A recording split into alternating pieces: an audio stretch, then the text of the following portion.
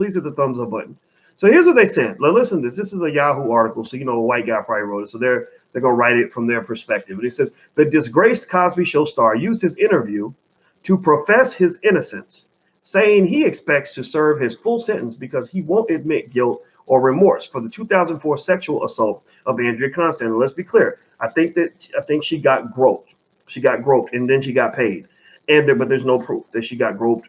There is proof that she got paid. And I can tell you, I mean, you could grab I don't have titties, but if I had one, you could grab both of them for $3.5 million. I'd be okay with that. Not to say that titty grabbing is okay, but not to say that it happened, but you could grab pretty much anything you want on me if you wanted, if you pay me that kind of money. I'm sure Alicia would be okay with that. She'd probably ask me to take the money. So let me read this. He says, I have 8 years and 9 months left. Cosby told the National Newspaper Association, Publishers Association, BlackPressUSA.com, when I come up for parole, they're not going to hear me say that I have remorse. I was there. I don't care what group of people come along and talk about this when they weren't there. They don't know. Now, I don't know. I mean, again, with full context and full understanding of who Cosby is, good and bad, how many of y'all just think he's like, that this is like the bravest shit you've ever heard from an 80-something-year-old person? I think it's, I mean, don't get me wrong. I know some of y'all might think, I see somebody say you bugging, Doc. That's okay. You might think I'm bugging, but I don't give a shit. This makes me bug. I am Bug Watkins right now because I am definitely bugging over the fact that this man is able to maintain that sort of consistency in the face of a devastating situation. I cannot imagine being 80-something years old and being locked up until the day I die, probably, and just saying, you know what? I'd rather die on my feet than live on my knees. That's basically what he's saying. He's saying, I'd rather die on my feet than live on my knees. And I applaud him for that. I commend him for this, without withstanding the fact that he was not a perfect man in his life, right? Withstanding the fact that I don't believe Cosby is a perfect guy. I believe Cosby was in a lot of complex situations. I don't believe every accuser, but I do believe Cosby made some mistakes when he was younger. I do believe that. But also I think that he was in a weird situation where every single blemish in his life was highlighted to an extreme, to an extremity of it all. Whereas not one blemish of any of the accusers was ever highlighted because they called that victim blaming. But I'm sorry, if you are a crackhead prostitute talking about something that can't be proven 40 years ago, and you've been blowing up his phone for 30 years, asking for movie tickets or whatever the hell asking for him to get you into the NBA finals, trying to hunt him down so that you can get opportunities from him, telling all your friends that he's your buddy and bragging about that, and then suddenly you've converted yourself into a victim. I don't understand that. I just don't get that. That takes you out of the victim pool. And I think that in America, we know that we have a society where certain people are given free reign to make accusations against other people. They assume those accusations are true. And then you have another group of people, which is us, who can have proof, make accusations, have proof, have witnesses, and nothing gets done. Absolutely nothing gets done. I mean, I wish I could run around and just, accuse white people of racism every time a white person was ever mean to me and ruin their whole career and get $10 million in the process. I wish I could do that. I wish every time somebody did me wrong, I could just go tell somebody and get paid. I wish that was true. I wish that was the case for me. But as a black man, I know that's never going to happen. Right. So anyway, I want to say thank you, by the way. I see you in here, Dr. Pierre Louise. You are very consistent with your marketing plan. I think it is a very smart marketing plan. So what Dr. Pierre Louise does, he's the author of the book, or Jimmelson Pierre Louise. I believe it's a man, so I'm going to say he. I hope that's the right pronoun.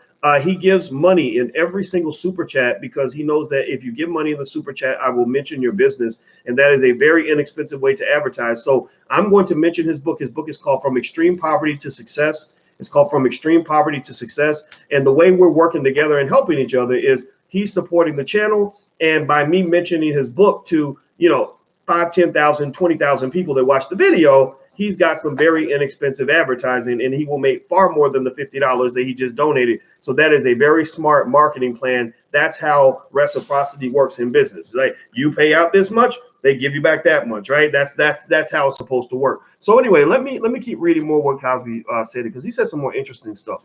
By the way, if you just came in, I'm talking about Bill Cosby. He did his first interview since he went to jail, and it's really, really fascinating. He's basically being super defiant and basically saying, I'm not ever going to express remorse. I'm not ever going to lie and say that I did it. You can let me die in prison if you want to. I don't care. I just really think that's such an honorable way for a man to go out, whether he made mistakes or not.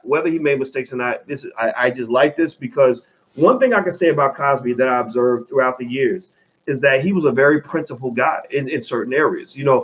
For example, HBCUs. There's nobody, I told you, there's nobody who's matched his HBCU donation until Robert Smith gave $40 million to Morehouse. But actually, Cosby's $20 million donation in the 1980s, if you convert it to 2019 dollars, he matched Robert Smith. They're right there together, right? Oprah, her 13 million is down here somewhere, but it's okay though. Oprah, still deserves credit for that, right? But a part of the reason your HBCUs are struggling is because you got black celebrities that have a lot of money and don't really want to put that money back into the black community. They don't typically consider black people to be a worthy investment. They see black people almost like a little charity where they throw their spare change. Cosby and Camille, God bless both of them. In fact, I should probably talk as much about Camille as I talk about Bill, so people don't think I'm trying to glorify a guy who I told you guys repeatedly, I believe that he could have made some mistakes in his life. It's fine. I mean, that's okay to admit that and still say that he's added some value to the world.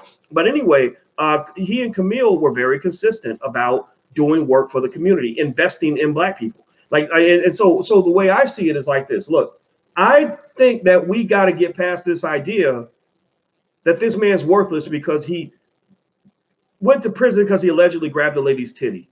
That's what I'm saying. I know it's taboo to say this. I know that we live in a society where we believe that if a black man makes a mistake, fuck him, he's dead, he doesn't exist, he should be punished for life, he can never do anything good, everything he ever did good is worthless, it means nothing, it doesn't matter, and that's just not true. Shit, Joe Biden's son is all over the news right now because he's getting strippers pregnant and smoking crack in strip clubs. So you can't tell me that any of these public motherfuckers are perfect. None of these people are perfect. None of them. If you go into their private lives, you will find all kinds of stuff. I bet you, how many of y'all want to bet? Give me a yes or no. Give me a yes or no. Bill and Hillary Clinton are two of the most admired people in America. How much? Give me a yes or no. If you bet that they have at least 1 or 2 or 10 bodies, dead bodies on their track record somewhere, that somebody has got popped and shot down and killed, which is worse than the titty grab, by the way, because they did something that upset the Clinton family. How many of y'all, if we had to bet money, yes or no, how many of y'all would bet that the Clintons, that there's somebody has lost everything, if you know what I mean? I'm not trying to say too much because I ain't trying to be the next one on the list. Right? Because they pissed off the Clintons or got in the way of the Clinton campaign's quest for the White House. Seriously. So what I'm trying to say is not to say Cosby is like this perfect guy. I'm trying to say stop thinking that any of these people are perfect guys, because ain't none of them perfect. All these people distancing themselves from Bill Cosby were buddied up with him over a 20, 30, 40-year period. So Bill Cosby's, he ain't, I never thought this man was perfect. If you interviewed me about Cosby 10 years ago, I would have said more negative than positive, actually. I wouldn't have been completely flattering toward him. But, this idea that because you're convicted of something, you're absolutely worthless, I think that's just not true.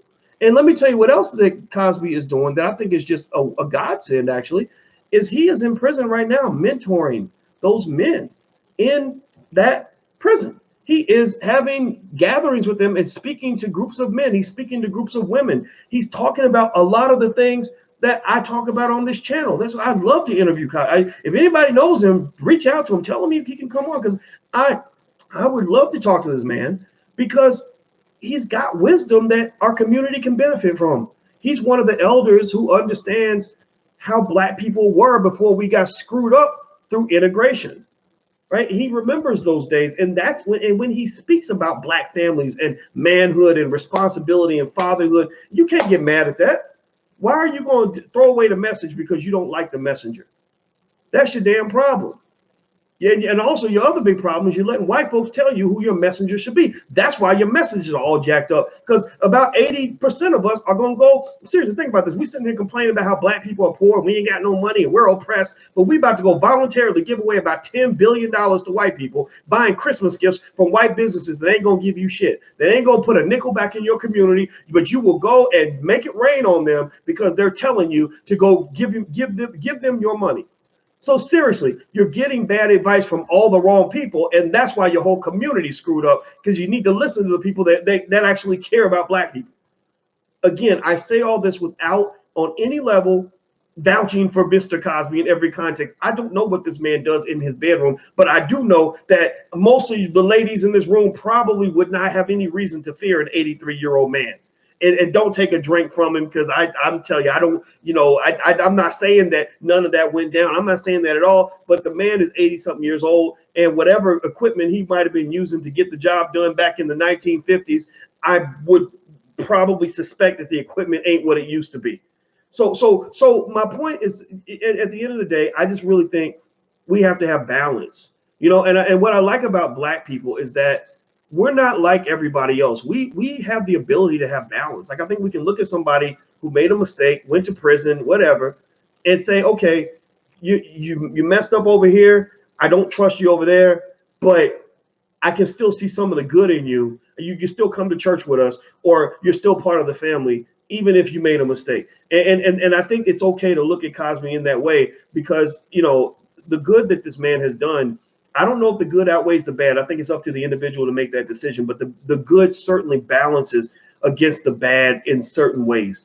Remember, this man made Fat Albert, and he made Fat Albert the cartoon for kids like me. He wanted black children to be educated through the cartoons they were watching every day. So Fat Albert was part of his grad school study. I appreciate that. When he made the Cosby Show, Bill Cosby didn't have to put all those black images in that show.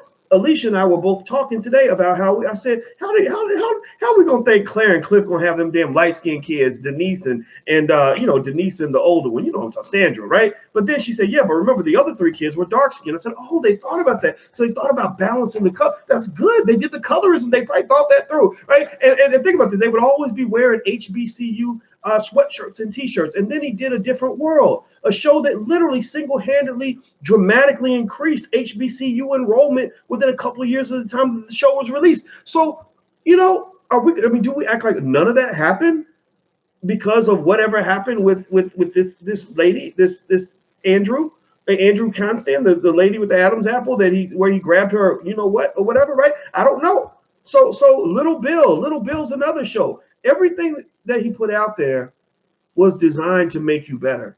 So at the very worst, you could say Cosby is a severely imperfect human being who did some really productive shit that nobody else is doing for you. You have a lot of people who didn't go to prison, who are shitting all over your community, and you admire these people, even though they're destroying you every step of the way. Seriously, go look and say, nope.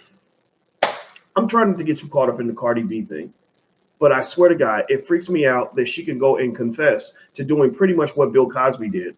She did. Of course, she's not raping, putting her penis in anybody, because she ain't got a penis, right? Because women don't rape. But she's literally doing the same, drugging men and financially raping them, taking all their money, and then setting them up with transsexuals to rape them. So, and we literally, and think about this. This just points out the clear hypocrisy. White people think she's still awesome. They think she's still amazing. They love her. Why? Because she's not a black man. You see, when it comes to the black man, their ultimate goal is extermination. The black man has no value to society as anything other than a source of entertainment or some sort of athletic pet, right? Or some sort of prison inmate that can actually give them free labor or whatever. There's no other use for a black man. So if Cardi B were a black man, they'd be all over his ass. Give me a yes or no. What do you think? If Cardi B was a black man, if the B stood for black man, do you think Cardi B would be walking the streets right now making records and rapping and doing all stuff? If Cardi B was a black man, would she be a free woman or person right now? No. The answer is no, she would not be. So I just hope that you guys will see it in a balanced perspective. That's all I'm saying. And I look at Cosby, and I'm gonna tell you what, most of your wimpy celebrities, they about as soft as Terry Crews is. Terry Crews got grabbed by his vagina, so he's up here in the Me Too movement now. I think he's gonna change his name to Beth and become a blonde-haired, blue-eyed white woman or something. I don't know, but most of these celebrities are wimps. Most of these celebrities, they would fold under that kind of pressure. The fact that Cosby did not fold, the fact that Cosby is still standing strong, and he's 80 something years old, man, this man might not be perfect, but to me, that's what being a black man is all about.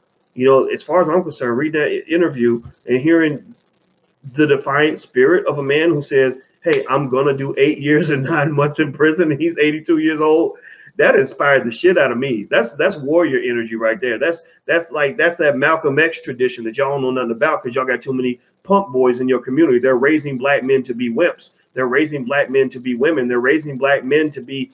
In fact, it's an insult to women to even say that these men are women because our women are the strongest women on earth. So I'm not even gonna say they're raising them to be women. I'm saying they're raising them to be feminine and weak and scared and punks and everything else. And I'm telling you, when I see a black man 80 something years old talk about, I'm just gonna be here for another 9 years, and knowing that all he's got to do is kneel and bow to get out a little early and possibly get a few more years, a couple years as a free man before he dies.